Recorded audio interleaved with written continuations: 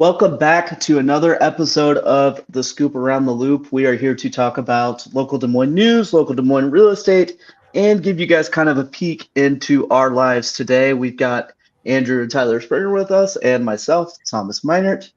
We are part of the Springer Brothers real estate team, and hopefully we're having a good week. What do you think, guys? Show them your shirt, Tyler. Springer Brothers Holiday Edition. You get that's one of my favorite drops you guys have done. You get shirts like these when you get invited to our client appreciation parties, and how you get invited to a client appreciation party is by being a client, aka buying or selling a house with us. Anyways, or if you buy and sell a house with Thomas, you come to the client appreciation parties as well. Yep, I think a lot of Jen and I got shirts. And I think a few of the other people I invited to the last client appreciation event got those shirts. They're comfort colors, which was a good choice. It's like my favorite blank that you can get right now, or either the comfort colors t-shirts or crew necks. So there it is. Thomas Miner's comfort colors. Maybe they'll be a sponsor of our pod. We can dream. We can really, really dream. If anyone with comfort colors is watching right now, go ahead and reach out to us. Or America's Best Apparel. Okay. Yeah, I mean, back in the comfort colors. Back in the day when we were getting A6 Nimbus for customers, I thought, man, if the three of us ever had a podcast and we're on the same real estate team, that would be dope. But that's just a dream. Well, here we are. So you just don't know. A6. What shoe at Shields do you guys think you sold the most? Brooks Adrenaline. Yeah. I was thinking maybe the Adrenaline. I sold shoes for I think a little bit longer than you guys did. The A6 Kayano used to be one I saw. I was going to say that or the GT2000. Yeah. Or was it the $40 hiking shoe that we had?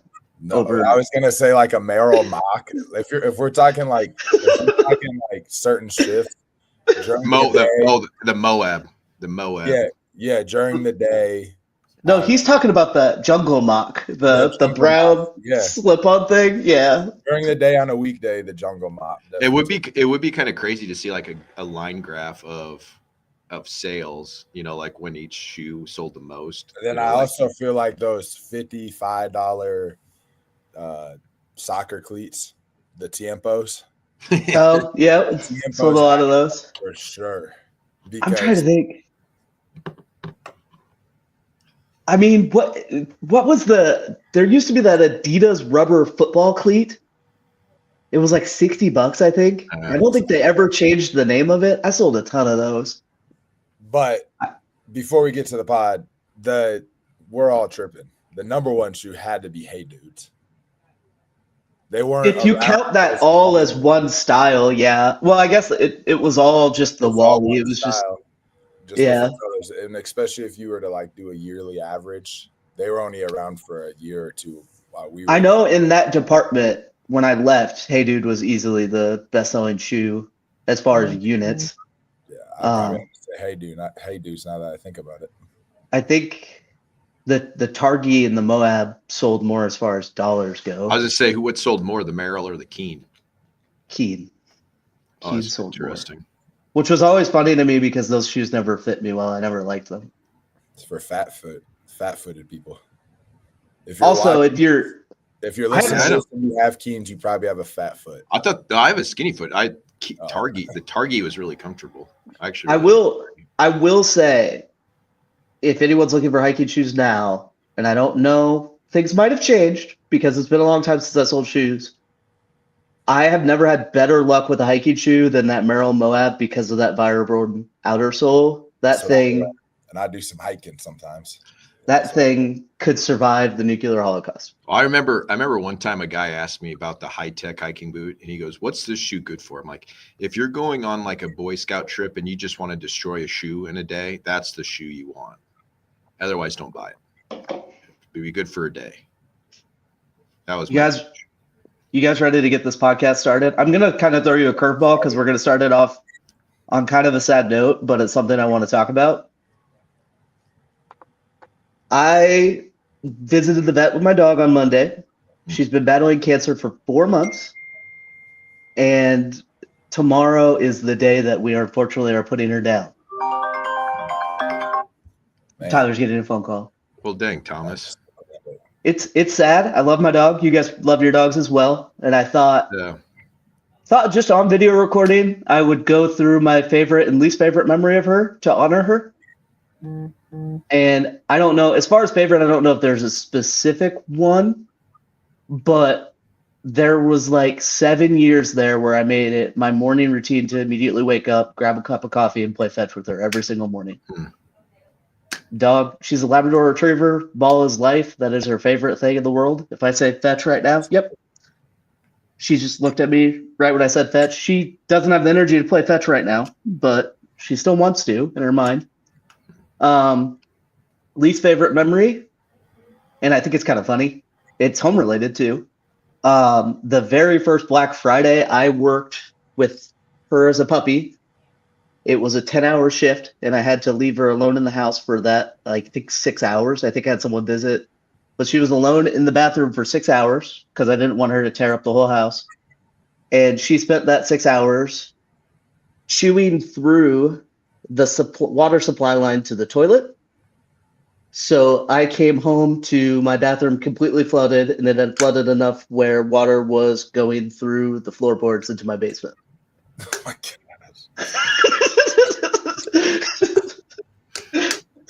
Yeah, so dogs are expensive, but they're also one of the best parts of my life. And your guys' dogs, do you have a favorite story? Well, first of all, shout out to you for being able to stay composed and tell those stories. And it's tomorrow, so don't, after like 12:40 tomorrow, don't call me. Don't expect me to do anything because I don't know if it's really hit in yet. But yeah, man, I'm sorry to hear that.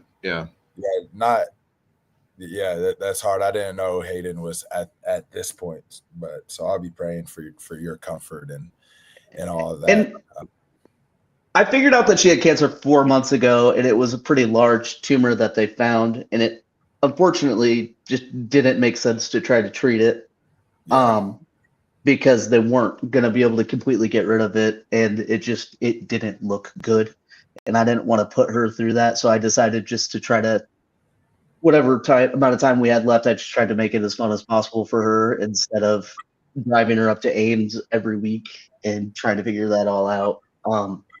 So I've had a good amount of time to spoil her and stuff like that, and I've had a good amount of time to think about it. I thought it would be a little longer than just 4 months, but unfortunately, it kind of is what it is. Yeah, it is what it is. Huh?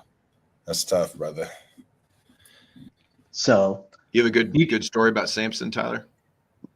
What's one of your favorite things? I mean, I'm living in them right now, to be honest with you. I think seeing Isaiah grow more and more comfortable and aware of Samson has been really, really fun. But probably just I could go down the list of like specifics. We used to go to ledges quite frequently. He loves ledges, but wrestling him because he's a 100-pound dog and pretty tough. Like I can literally wrestle him. And is he pretty good with Isaiah? He's awesome with Isaiah. He doesn't do Isaiah would be mean to him sometimes, or the only thing he does is like, and I can't get him to stop, is like if I open the garage door and we're going on a walk, he will like knock Isaiah like down the stairs. Doesn't care at all. But he's been more costly than Isaiah. You know what I mean? Like people always talk about like having a kid is so expensive. Admittingly, we got a lot of the stuff, cribs, dresser, and all that stuff from like family, and a lot of other stuff. All the toys have been bought by family. And when you actually factor in like specific expenses, I'd say Samson's probably been more expensive than Isaiah these past 2 years. Just with he got real sick at the kennel. And took him to like Blue Pearl. That adds up. We have pet insurance. He gets allergy shots. He's messed up the house before. But yeah, so I really do wish I didn't get pet insurance for Hayden, and that's one of my biggest regrets. Yeah, that's like one thing that's never even been on the chopping block when we talk about like what's our expenses and what can we cut out and stuff. Like having Samson, that's we have it on Binks. Binks is sitting right here next to me, and we've never had to use it on Binks. So if anything, we get rid of pet insurance for Binks, but for Samson, we use that every couple months on something. It seems like cats are much better at surviving than dogs are. He doesn't go outside. That helps too. Andrew, you got a good Coda story? I mean, he's a talker. You know, that's the fun thing. If you get him talking, you know, he's a husky, so he's a sled dog. Like he just wants to go all the time. And you know, it's funny because I see people walking like a German Shepherd, for example, without a leash. I've never seen a husky without a leash. Like they will take off. They will sprint for a long amount of time too. It's fun to watch him go too. But I mean, what's really cool is he came in when we have like a step down into our family room, and he walked in there one time and just walked out. He's never been back in, won't go in. So like when Isaiah comes over, for example, if Isaiah just stays in that little room, Coda will leave. Like he won't go in there. Like if there's a sock 5 feet away from him in that room, he won't get it, even though like if he gets a sock, it's done for. So that's a cool, you know, I don't know if it's a story, but just kind of a cool thing about him is he kind of knows his boundaries and doesn't cross them. He loves to dig, which is very frustrating, but because I would, this is going to sound really mean and cold, but I would rather have a big, beautiful, flat green yard than a dog, but that's just me.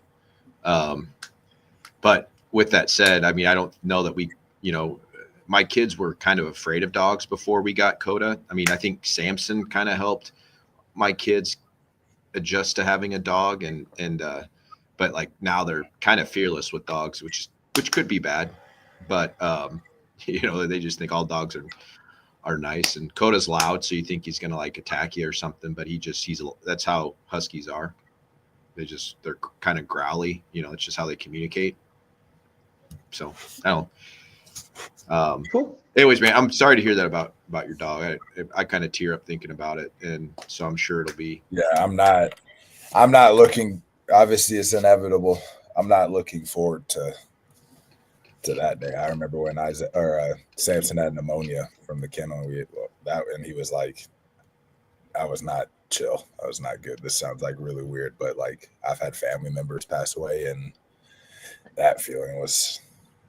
You also don't have, I mean, I love my grandma to death, but my grandma doesn't wag her tail and get excited every single time I come home. So it's a little bit of a different. Our grandma does, but yeah. I mean, and as I'm thinking about it, probably one of my favorite things about Samson, you can see I have that, like, it says beware. I can't get my finger right. It says beware of German Shepherd. Yeah. I truly do feel like protected by him, you know, whether we're on a walk. You think if someone breaks in, he's going to take care of it? Well, he'll like scare them off before they even like get to the driveway. I think like his bark is very intimidating. I feel when Hannah takes Isaiah to the park, she takes Samson. It's no thought or question if they're going to be safe or anything too weird is going to happen to him. Because unfortunately, you do kind of got to think about that stuff in today's, you know, nowadays. But with Samson, I used to say with something with Samson in your presence, then kudos to you. Like whatever you're trying to get, I guess. I used to say best case scenario with Hayden is that she would trip as an intruder as they come in. Well, they'll alert you. Intruders aren't trying to deal with dogs, even if it's like a Pomsky or something like that. Like any type of sound, they're not trying to. But anyways. Cool. Let's move on to more real estate related stuff. Well, actually, we're going to talk about winter weather. Did you guys bring a pen and paper like I told you to? Yes, sir. Do we want to talk about a prize for whoever is going to win the contest before we go through this? So it's just between me and Tyler then? It's just between you two because I hopefully know the answers. What is this? Bragging rights. Bragging rights? Yeah. Okay. These are some Des Moines winter records / stats. I think this goes back to as far as 1888. And I think these are some interesting numbers because we just had this late snow, quote unquote late. We pretty much every year have some sort of snowstorm in March, unless we get really, really lucky, but it's later than normal. I thought we would go through some just interesting things and see how well you guys know Des Moines weather. So the question number one is what for a year, what has been the lowest average temp? For a 1 year period? Yeah. Let me make sure. That actually might be one check. I'm going to check this really quick. So from like January to December, the average temperature. Yeah, for a 1 year period. I believe that's what the question is, but I'm double checking it really quick because it might be lowest average temp for 1 day. For 1 day, what's been the lowest average temp for 1 day? No wind chill? No wind chill, just actual real temp. Okay. Okay.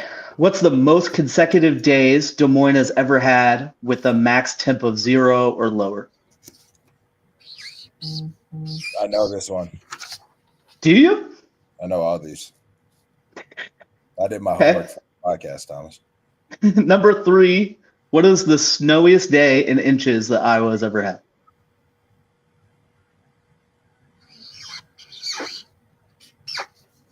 Okay. What is, as far as inches, what is the least snow that Des Moines has ever had in a calendar year? And then number 5 is most snow in a calendar year.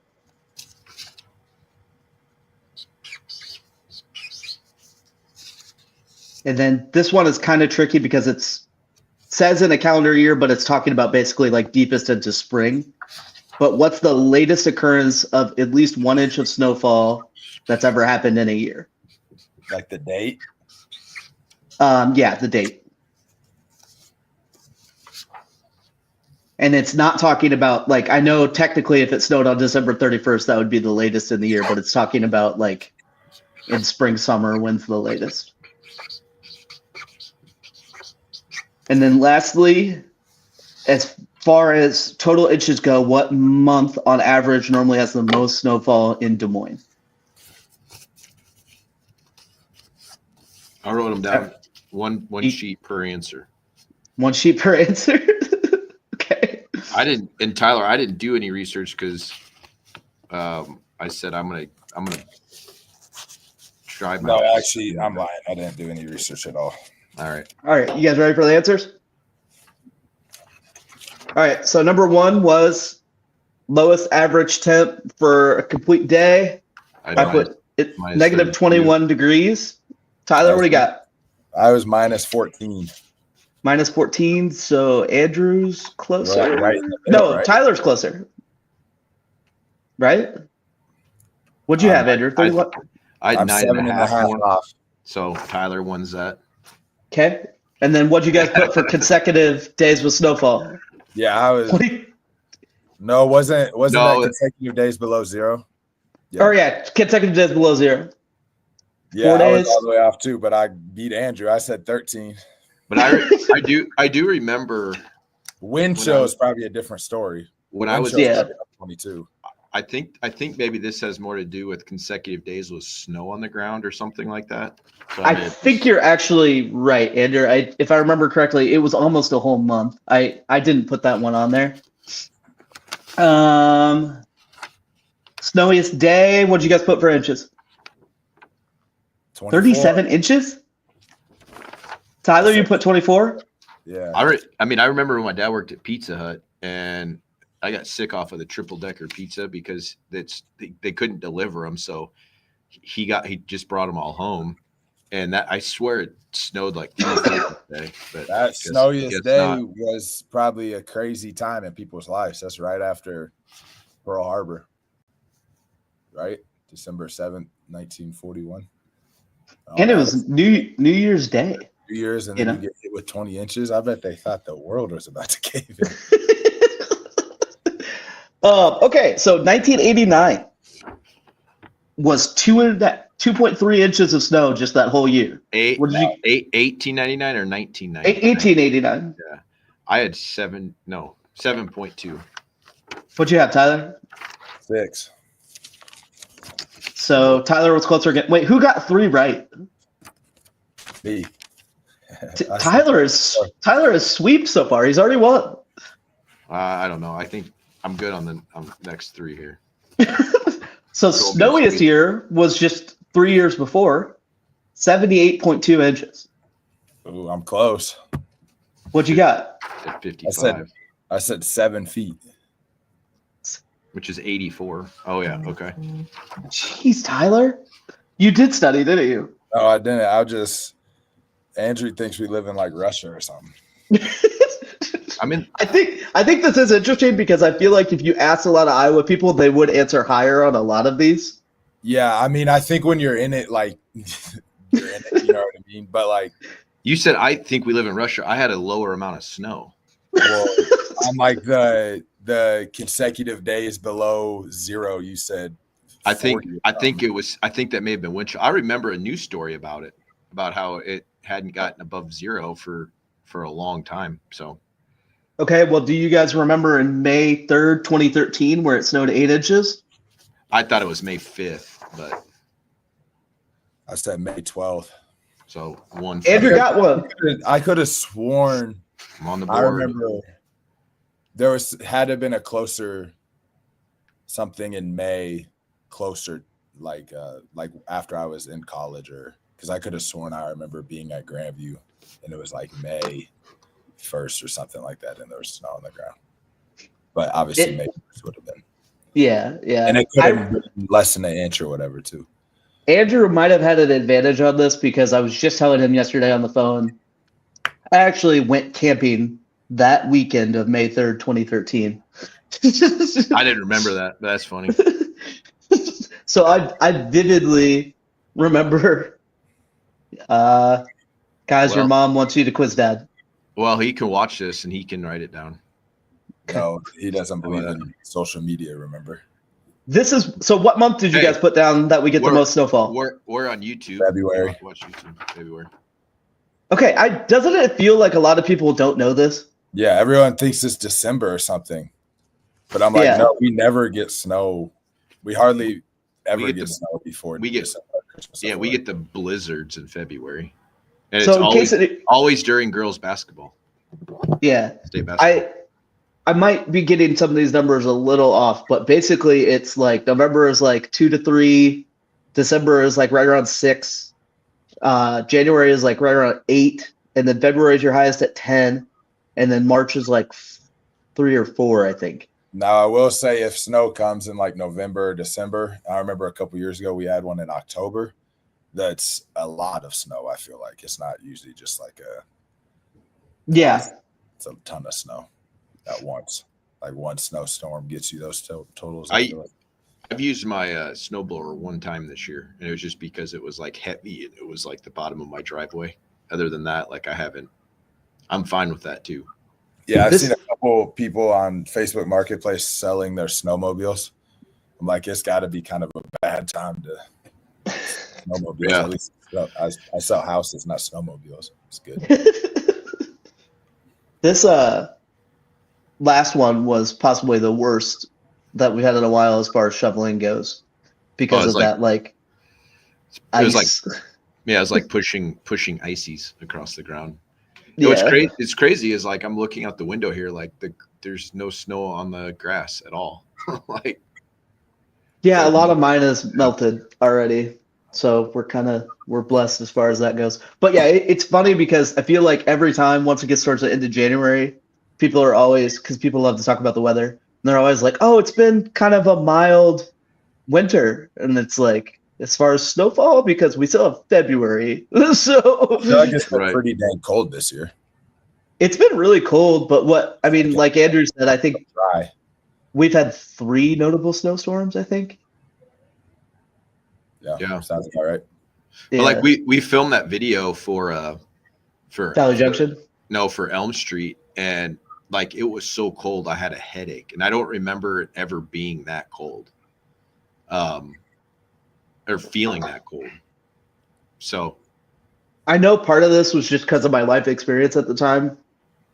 but I don't think it was ever colder than like 2014, 2015. But that also was because I was probably in college and I had to walk outside like all the time.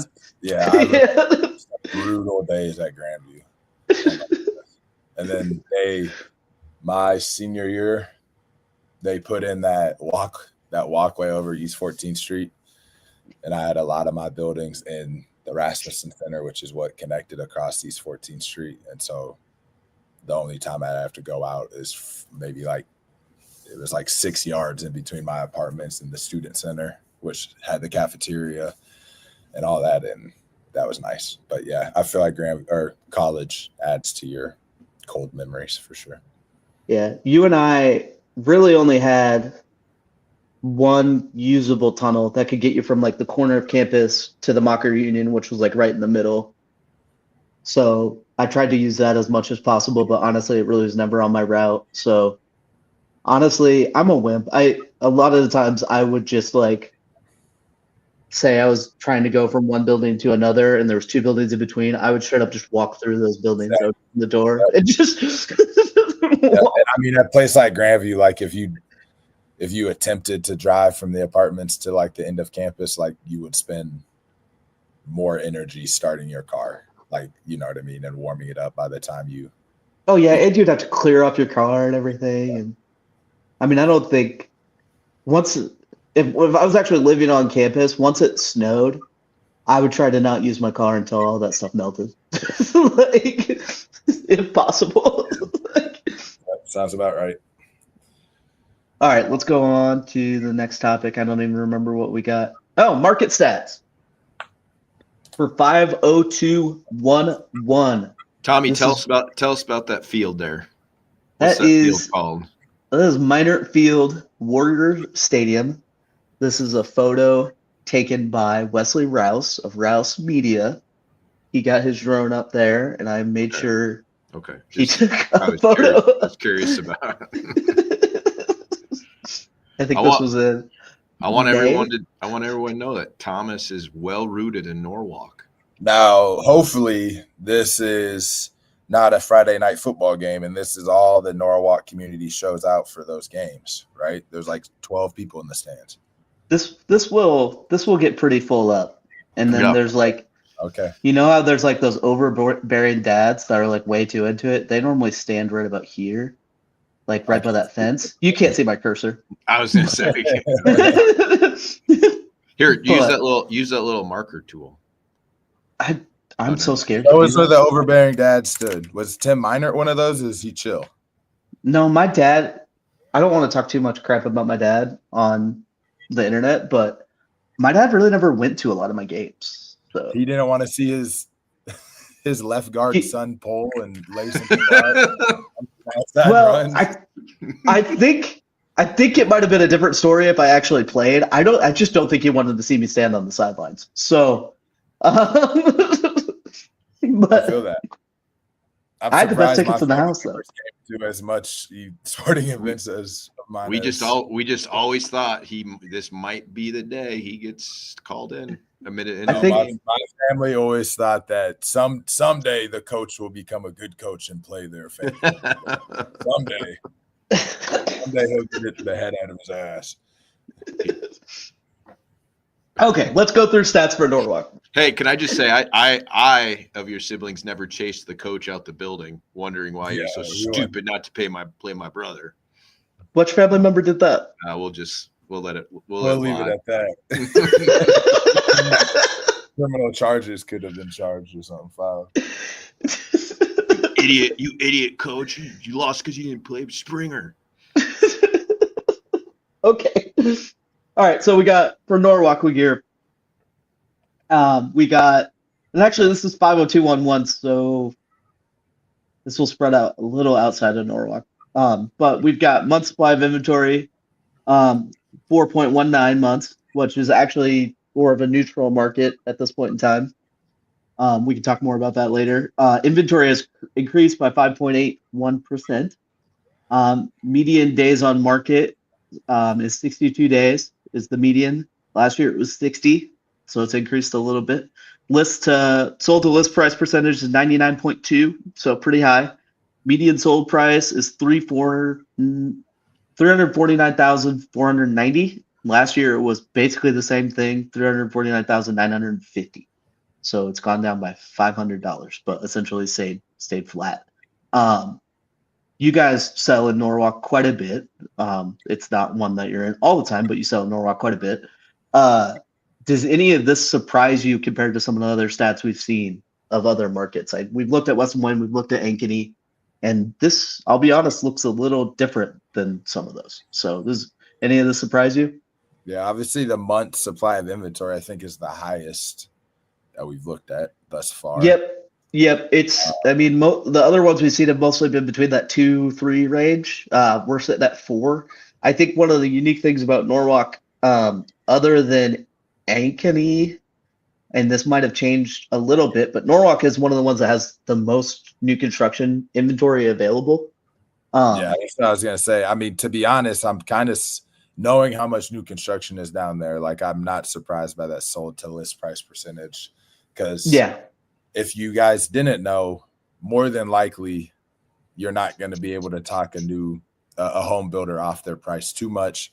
A big reason for that is because if they give you a price break on this house, the same exact house they're building down the street, another buyer is going to see that someday and then ask for the same price break type of thing, and that just sets a trend. So talk about that, Tyler. What are some things that if you do see a listing from a new construction listing and it's genuinely been on the market for a really, really long time and it's a piece of inventory that they probably do want to get rid of, what are some possible things you could get instead of just a decrease on price? So most of the time, new construction homes aren't going to come with the fridge and a washer and dryer. They'll come with the other appliances. So you could ask for those, so that's not a cost to you when you close on the home. But you can also ask for credits, to help with just lowering your total to cash to close. Maybe you attribute it to buying furniture for the new place, or you use it as some type of rate buy down. But when you ask for credits, that's not like recorded on the assessor sites and all that stuff. And everyone's not going to see that the builder gave $5,000 of credits on house A. So when a buyer from house B comes along, they won't necessarily know about that.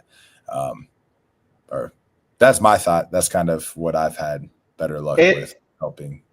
We're getting sidetracked a little bit here, but I think it's interesting because people don't really realize how different dealing with new construction is. Andrew, if someone gets a pretty good closing cost credit from a builder, and I don't even know, this might just be a matter of opinion. If someone gets a decent credit and they want to buy down their interest rate, with the way interest rates are right now, do you think it'd be more tempting to buy it down fixed or do a temporary buy down?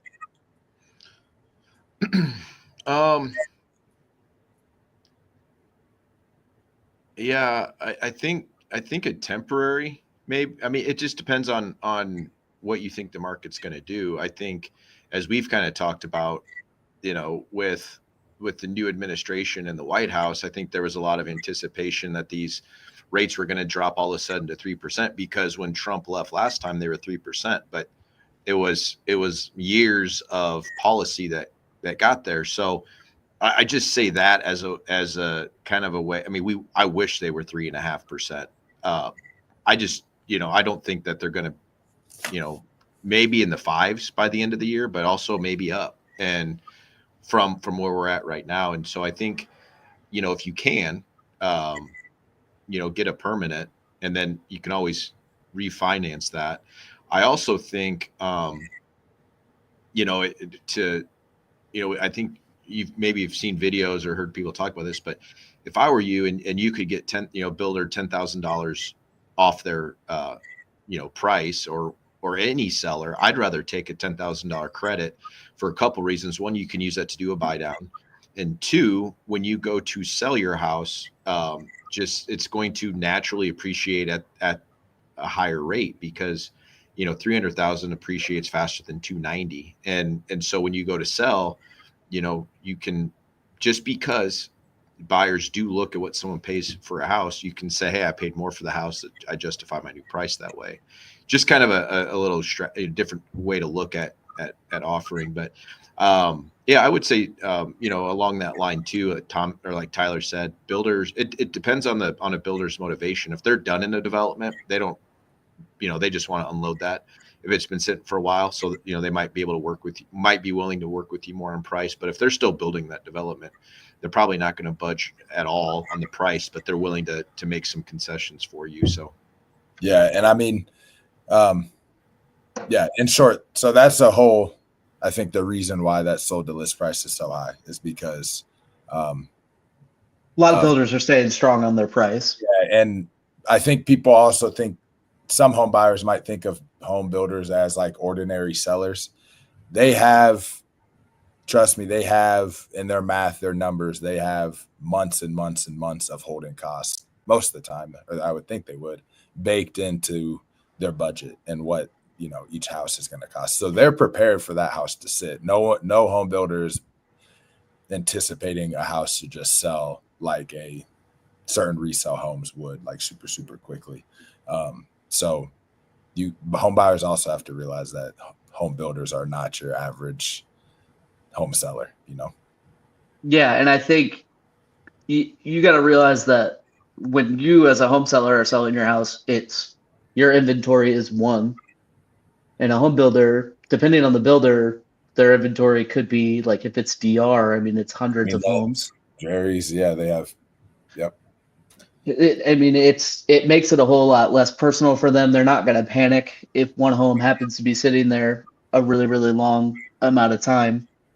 Yeah, and a regular seller, like Joe Smith, in his little house in, Beaverdale, he might be more motivated to, he has no reason to care as much about what his selling is going to do to the value of the other homes in the neighborhood. I mean, you don't want to, make your neighbors lose money intentionally. Lose.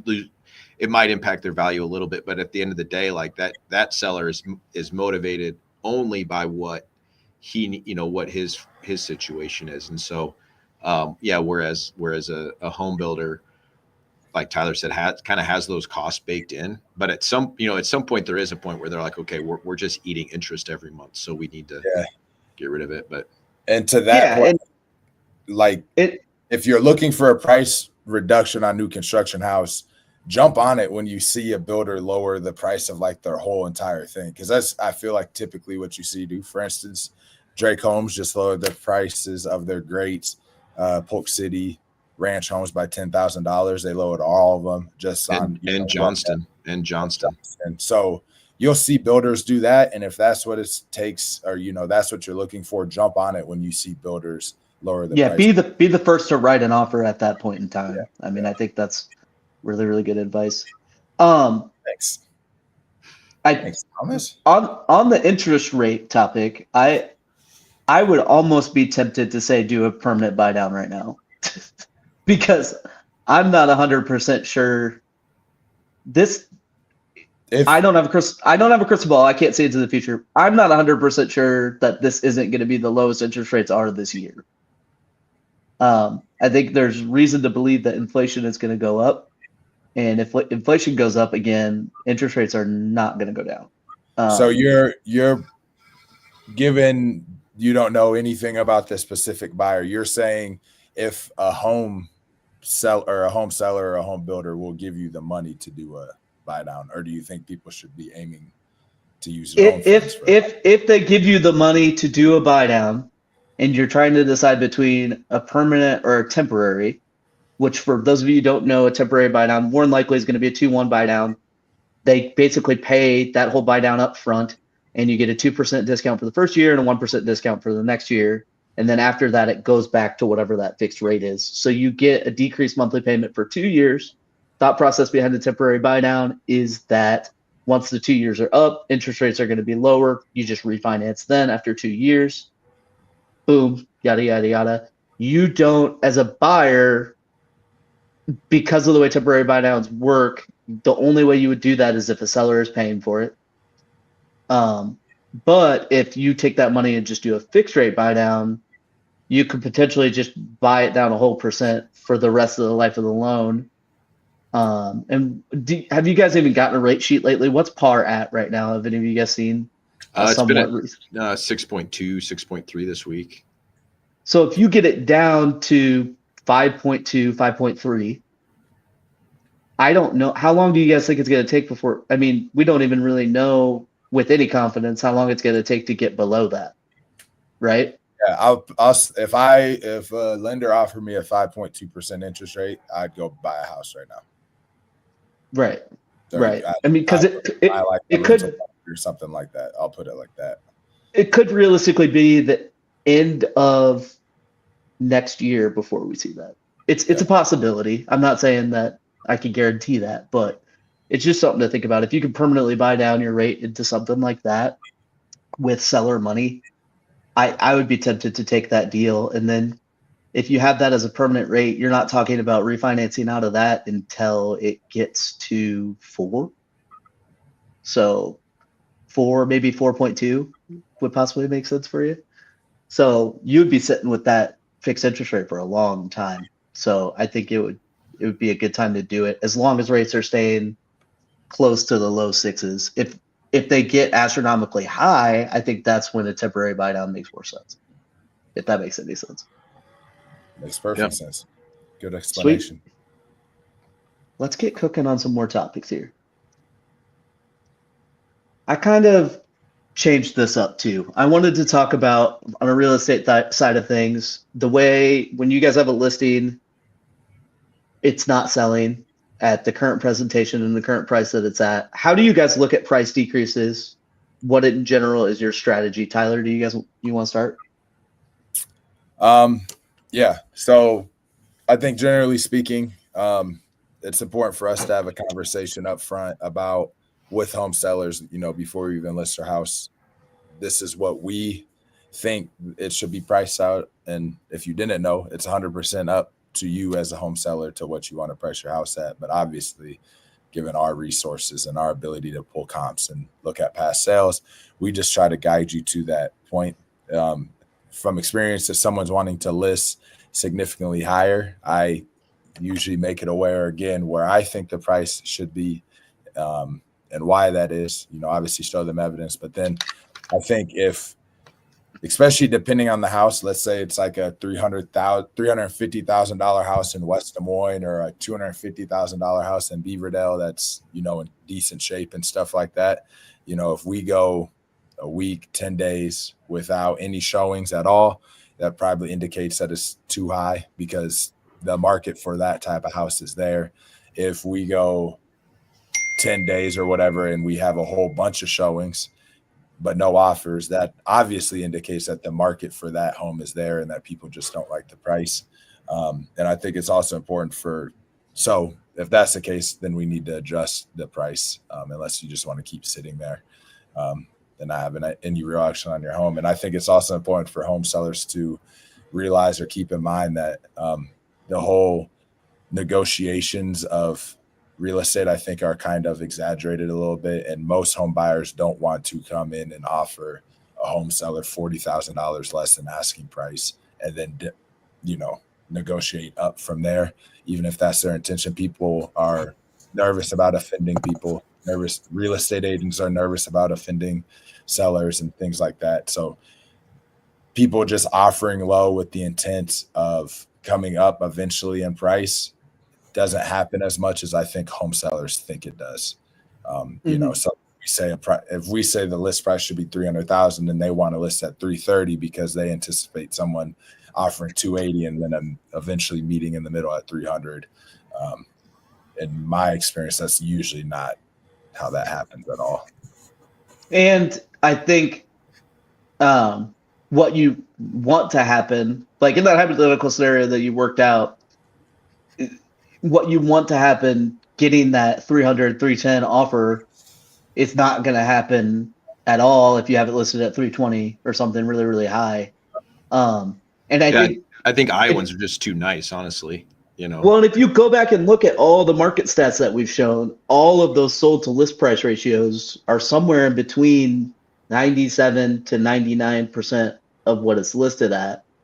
So that just shows you right there, like, they're selling, as long as you can justify it, somewhere right around what it's listed at. So if you want a little bit of negotiation room, I kind of understand that, but you don't have to list it that crazy higher amount to give yourself a negotiation room. I mean, yeah, And then what we always tell people too is like, all right, we say it should be listed at 300. You want to list at 320.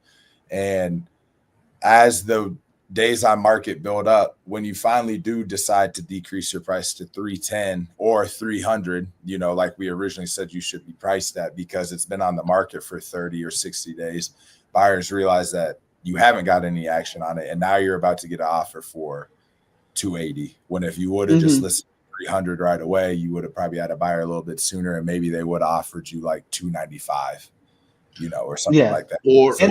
Or when it's fresh on the market, you maybe have multiple offers too to really. I was just going to say that the lower you could stomach listing it, the more likely you are to get multiple offers, and you might end up selling it above list price. It's not as common as it was a few years ago, but it's still a legitimate strategy. I mean, I think we should always be talking with people about what's the fair market value. Let's list it as close to that as we can.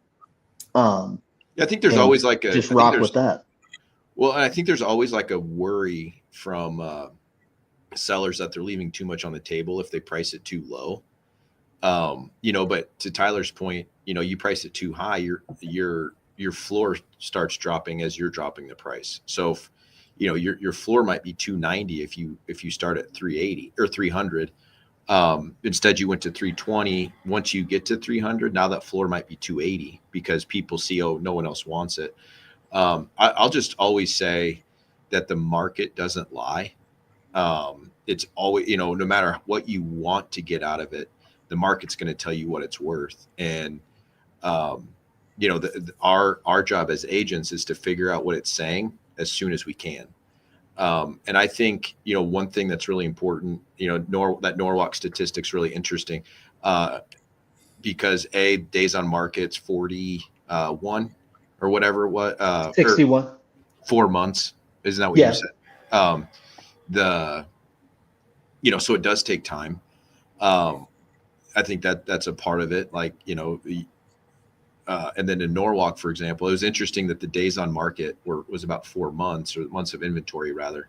That's what I meant. Months of inventory is 4, which means it's pretty neutral. And then your median sale price this year is, I think maybe a little less than last year, which goes to show you that it's truly like a neutral market there. And I think what's interesting about a place like Norwalk, kind of tying this all together, is that you have really, really old pockets in Norwalk where it didn't really grow for several years. And then there was kind of a boom in the early, you know, the mid to late early 2000s, which is when Jesse and I moved there. And now you have all these different big developments coming in, which is going to drive the price up. But my point is like, there's not a lot of in between houses between like the first time home buyer houses and the brand new construction that may be a little bit bigger. So you jump from like 200,000 to 400,000, and there's not a lot in between.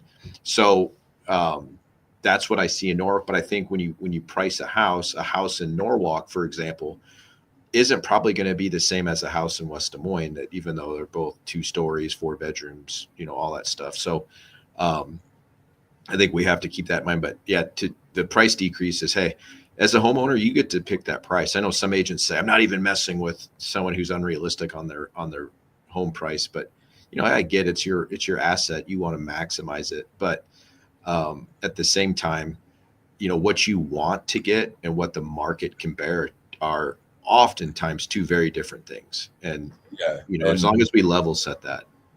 Yeah. And I should be made clear too, obviously as real estate agents, we want to sell it for the highest possible price too, because our pay almost always, when you work with us, at least our pay is dependent. We get a percentage of your sales price. So we would love to sell your $500,000 house for $1 million, you know, but and we want happy clients that are going to refer us to more people too. So we want to make sure you guys are as satisfied with how the transaction went as possible. And I also think the thing to talk about sellers with is, I mean, there's 2 different goals, right? There's how much can we sell it for? What's the highest amount we can sell it for? And how quickly is this process going to take? I mean, I've had listings before where honestly, like their goal was to sell it quicker, and then it wasn't necessarily to make sure we get the highest price. And then that's kind of where we're looking at that range of what the home could possibly be worth. And we put it more towards the bottom of that range and hopefully guarantee a quick sale. But some people are like, you know what? Like, I don't necessarily need to sell this house. Let's put it towards the higher end of the range, see what happens. We're willing to sit on it for a while. Yeah. So yeah. it's, And I think it's important for the agent to, and I think we do a decent job of it. We could probably do better, but honestly, communicating our honest thoughts and opinions at the very beginning and just transparent. And, you know, we won't ever go into a listing trying to tell someone that we think we could sell their house for 500 when just to get the listing, when in reality we could only list it for 450. We don't want to do that. I'm not that much of like a stone cold businessman to like do stuff like that and to have those tough conversations later. So I'd rather have the tough conversation ahead of time saying, well, and I think another conversation to have would be, it's like, okay, Mr. Seller, if you want to sell it at this price that we think is just out of the range, like maybe you need to do this, and this to the house before we list it, you know, like let's do everything we can to make sure it presents as well as possible, and in the hopes that we can get this very, very high end price, you know. But then at the same time, you're talking about putting a few $1,000s into it to get that higher price. So you're spending money to get a higher price. I mean, you know, it's just a conversation to have. So how many days on market, or does it depend on the market and depend on the seller's goals before you guys start looking at a price decrease? I think it depends on all of those things. You know, are they just trying to see what they can get, and maybe that dictates what house they buy? What's the time of year? If it's spring, you know, I always joke, like during COVID when rates were, you know, as low as they were, you know, it wasn't necessarily the funnest time either to shop or you know, be doing what we're doing. But, you know, if a house hadn't sold in 4 hours, you thought, man, is something wrong with it? Because I mean, they were literally going that fast. You know, so I think the market will dictate that as well. But, you know, I think, and again, the price point, you know, there's, you know, at $800,000, you only have so many buyers in the pool. $300,000, you have a lot more. So if you're not getting any showings at $300,000 price, maybe we're too high. If we're getting a bunch of showings, you know, let's say 10 and no offers, then we're probably too high. And so, but a bunch of showings could mean that you're not that far off, though. No, and if we have a bunch of showings, the feedback itself can tell us we're too high. That's the thing that's kind of hard, is when we're not getting any showings, no agents are looking at it. You know, what is it? Is it the layout? Is it the green wall? You know, or is it the price? You know, so in my experience, the whole bunch of showings, to your point, Thomas, it means you're in the ballpark with price, but a whole bunch of showings and no offers, but the condition of your home probably isn't up to par as the other stuff in that price range. So again, like you said, either fixing some stuff, offering a credit to fix some issues, or just lowering your price just slightly to kind of fit more in that ballpark that is reflective of your home's condition. I think it's pretty good. And one story about this, he's a good friend of all of ours, so I feel comfortable kind of telling their point of view on things. So we listed Marquis and Bethany's townhome. Took a little bit to sell.